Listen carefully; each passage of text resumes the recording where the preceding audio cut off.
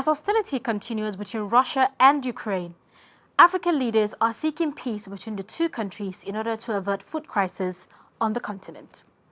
Meanwhile, the warring countries continue to jostle for trade and other opportunities with African countries in a diplomatic triangle that pitches Ukraine and other Western countries on one point, Russia on the other, and positioning Africa as the meeting point.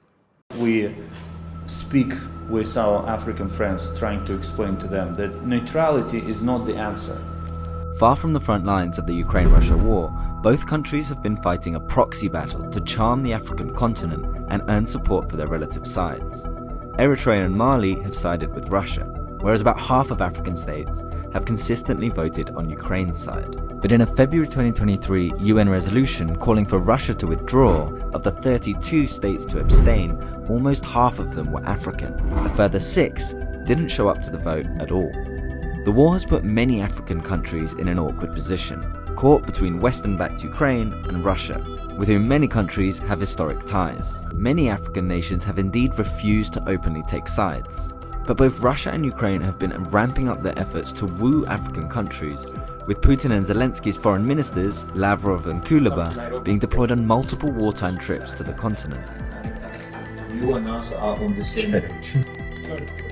There are two things of huge importance in this charm offensive: the supply of grains and the flow of weapons.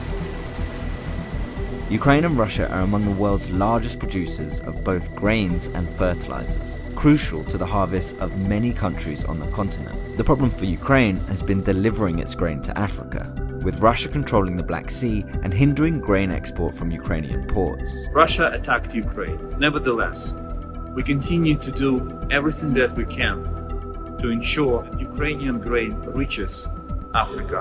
For now, a shaky deal has allowed grain to continue being exported. But Ukraine wants to persuade African countries not to switch to Russian grain, and to demand Russia stop obstructing the so-called grain corridor. But it remains a key bargaining chip for Russia. The question of weapons is a murkier issue. South Africa was recently accused of selling arms to Russia, which it subsequently denied. Even more telling, leaked US Pentagon documents obtained by the Washington Post suggested that Egypt had agreed to secretly sell 40,000 rockets to Russia, before appearing to backtrack and supply ammunition to Ukraine instead. Again, Egypt has denied this. But not only does Ukraine want African countries to cease selling weapons to Russia, it's also seeking arms for itself. Zelensky's chief of staff, Andriy Yermak, admitted, "We need to establish diplomatic relations very quickly, because in some of these countries, we are looking for the weapons we need." But when it comes to diplomatic relations with Africa, the two nations have not started on equal footing.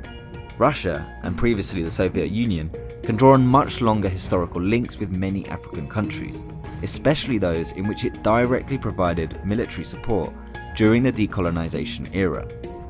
And in countries like Mali and Central African Republic, ongoing military assistance through the Russia-backed Wagner Group mercenaries only deepens ties between the nations.